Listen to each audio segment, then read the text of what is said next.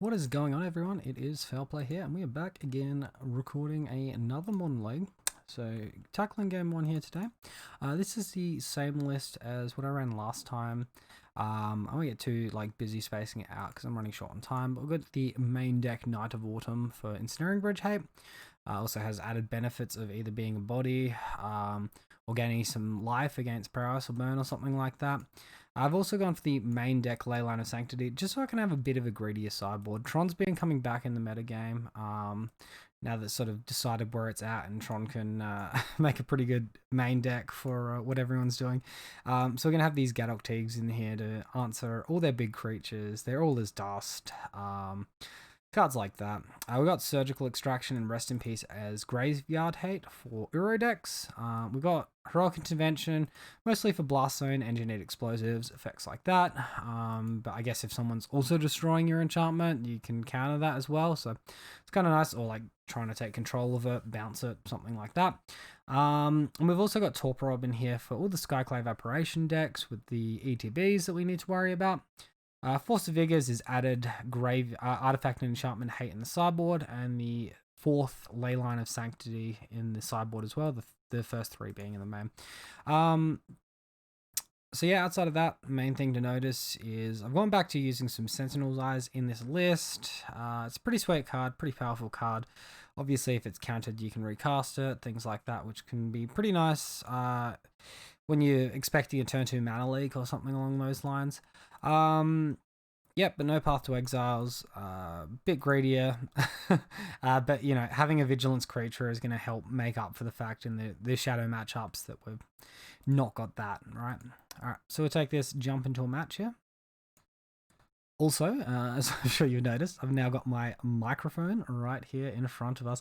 Let me know what the sound quality is like, if it's better, if it's worse. It's a little bit closer to my face, so I imagine it will be louder. Hopefully it's a bit nicer, but yeah. It's the same microphone I was using as before, but I've now got an arm that it's attached to. And that just allows me a bit freer access towards my keyboard, where I used to hit it a little bit with my hand. So here we are for match one. Opponent won the die roll. They are a Lurus deck. We're going to keep this hand. Potential for us getting turn 1 Thought Seized. But we do have a backup creature which is Core Spirit Dancer. We do have the Hyena Umbra as well. We might just chance draw a Hexproof. Alright, so here's hard mode. Opponent with the turn 1 Thought Seize, of course, every time.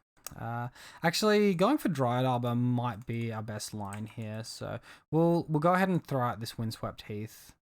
We've got good auras here after drawing that other Hyena Umbra. Be pretty nice.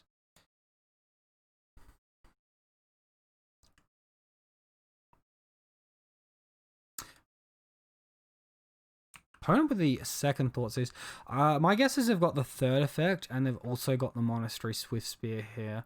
The way they were trying to sequence that whole thing. Alright, they've got the Death Shadow there. They did tap for red mana initially, though. So I think it's safe to assume they've got the Monastery Swift Spear in hand as well. So this next turn is just going to be about getting some Totem Armor on my Core Spirit Dance, on my Dryad Arbor here, sorry. And hoping it can go the distance for me. I think I'm pretty happy waiting a turn, I think. I don't know, it might be right to attack there. Thing is, he's going to do a little bit more work lowering his own life total this turn, I presume, up to like a 5-powered creature. I don't want to help him be at like an optimal Team of Battle Rage life total.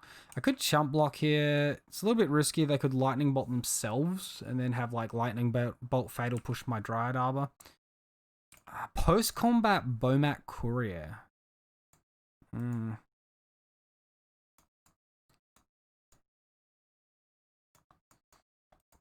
I feel like the first thing we want to do is get down this other Hyena Umbra.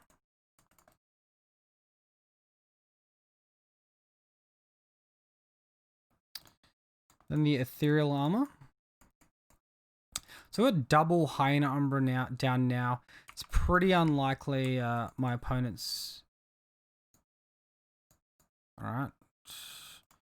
Opponent does destroy one of the Hyena Umbras by lightning bolting my creature there. If I attack for 4 here and he doesn't block, his Death Shadow becomes a 6/6 and it can get us for 12 next turn. I think I want to attack now so that I can threaten lethal next turn with the Daybreak.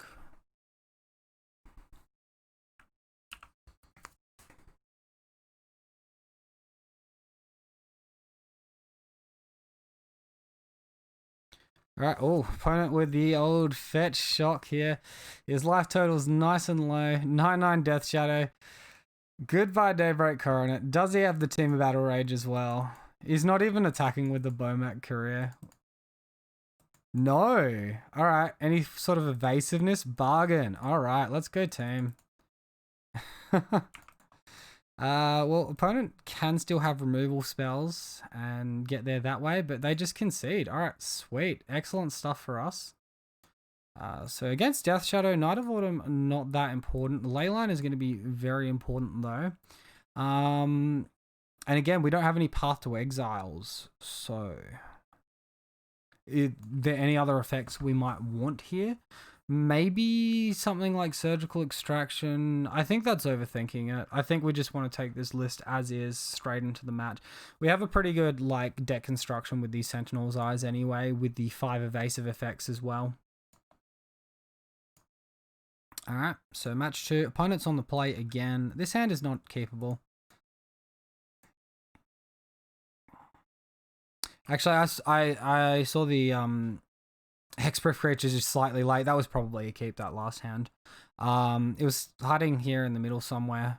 And for some reason, I just saw a 1-lander with Leyline and of course Spirit Dancer. I think we have to gamble on this one and keep. It's pretty weak with the Spirit Dancer being our only creature and we don't have Totem Armor. But Leyline's very strong. We can draw some good cards off the top. And obviously with these prowess decks, they run a lot of discards. So this can really stuff them up quite a lot, just having a Leyline against them. I could knock out 3 cards in their hand. Alright, so it's a no-go. It's a no-go on the Hexproof Creature, at least on curve there. I think I'm just going to fetch in the Temple Garden tapped here.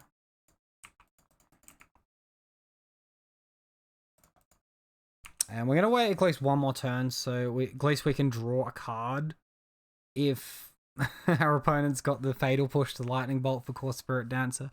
We'll make it a little bit harder for them. We'll play slightly patiently here. It's not hugely where I want to be, but the first few turns is also them dealing damage to themselves to enable the casting of Death Shadow.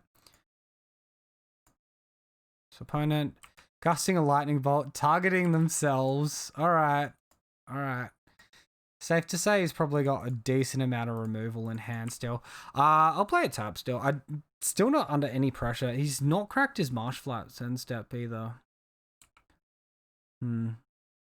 Think we can expect Scourge of the Skyclaves this turn.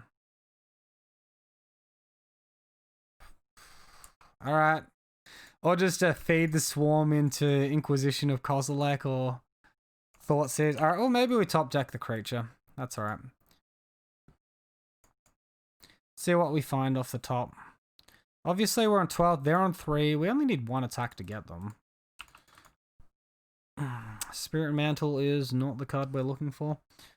So still, we can play, as long as I don't take Daybreak out of hand, we can play Creature, Ethereal Armor plus Daybreak, and then just pretty much win the game from there. Opponent 3 cards left in hand. Damn, Feed the Swarm's like an annoying card. It's very annoying that these decks are running around with main deck or like sideboardable enchantment hate.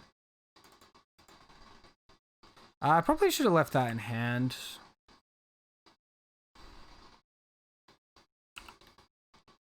See what else they've got. Pretty much any fetch land has the chance to win it for us as well. Lightning Bolt us. Alright. Team of Battle Rage. Alright, cool. Was it on top? Oh no, it was on top. Yikes. All right. So maybe that was a mulligan. That's okay though. I think maybe we can remove like. Do I want to remove Core Spirit Dancer for Heroic Intervention, like a 2 for 2? Feed the Swarm can be annoying, but we are on the play. I think at least one Core Spirit Dancer can come out, maybe not 2. Alright, opponent's Monastery Swift Spear got there for little small amounts of damage each turn. Got them the game. Can it, or get them the match? Can it get them the game? We will find out. Well, obviously, we have no auras to enable the casting of Daybreak, so this is pretty strong mull. Sounds like way better. We'll just ditch one Bogle, and then we've got double Rancor and Spirit Mantle, so looks pretty decent. Keep the Lucky Bogle, ditch the non-blue Scout. And yeah, big weakness about this hand is one discard spell takes Spirit Mantle, and then they can just chump block my creature. Opponent looks at the top card of his own library, decides to play out a fetch land here. And they're going to draw the card. Alright, here I think the most important thing we have to do is get down this Spirit Mantle. Like, there's no choice in the matter. I can attack for 5 there, but that actually helps my opponent towards their Death Shadow. We'll let them like fetch or fetch shock, get their own life total a bit down, and then we'll come in hard with the Ethereal Armor and the Rancor and finish them off. 1 Death Shadow. Do we have 2 Death Shadows? We do have 2 Death Shadows. Alright, so quick bit of math here. So we've got 4 here. And then we'll have another 4 here. So we have a potential of 8 damage, which is not lethal.